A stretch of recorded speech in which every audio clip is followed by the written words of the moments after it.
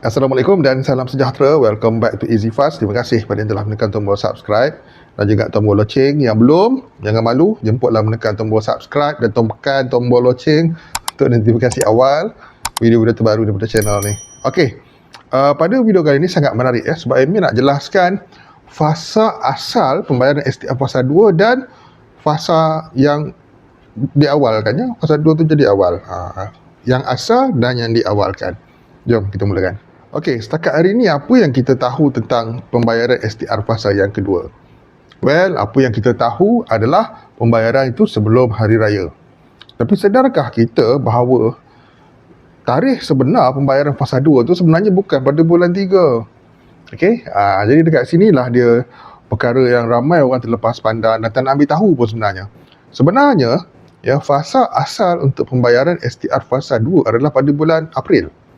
Itulah fasa asalnya, bulan April. Namun, disebabkan adanya sambutan perayaan Aidilfitri, ianya diawalkan. Baik, bila sebut perkataan diawalkan, beberapa perkara bermain di fikiran kita. Kenapakah ianya diawalkan? Okey, yang pertama kerana sambutan perayaan Hari Raya Aidilfitri.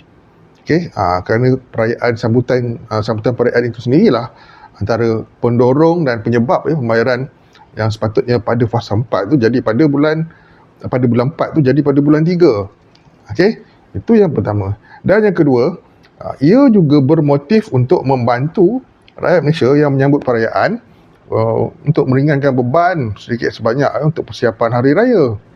Jadi itulah antara sebabnya ia diawalkan. Persoalan yang seterusnya, bilakah waktu pembayaran yang diawalkan itu? Okey, jadi perkara ni paling menarik sebab ia melibatkan tarikh. Okey, untuk makluman semua pembayaran STR fasa yang kedua, okey, ia orang kata akan berlaku sebelum hari raya. Tapi perkara penting yang kita harus tahu bila pembayarannya.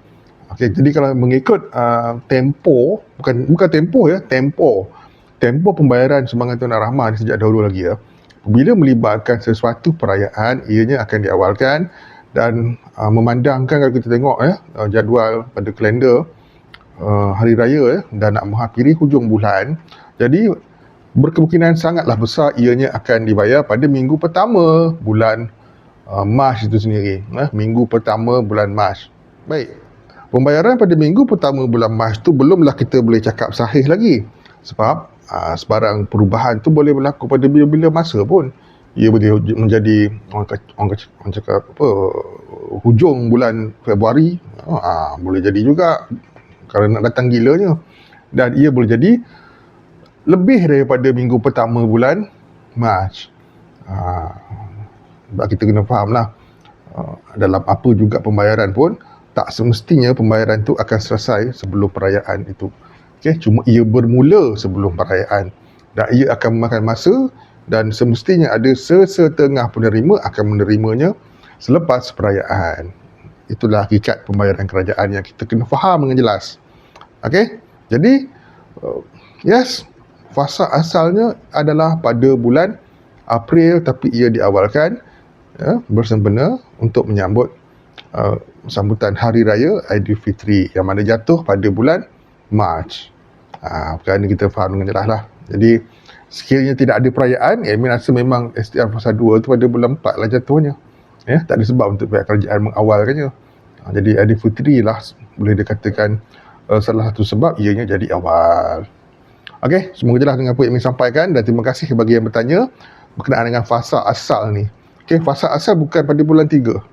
Fasa asalnya pada bulan 4. Ia jatuh pada bulan 3 kerana hari raya pada bulan 3. Baik, semoga jelas dengan apa sampaikan dan manfaat kepada semua dan diharapkan video ni menjawab soalan-soalan yang ada ditanya. Kita jumpa lagi dalam update terkini. So guys, video. Assalamualaikum, salam sejahtera, salam hormat semua. Bye-bye.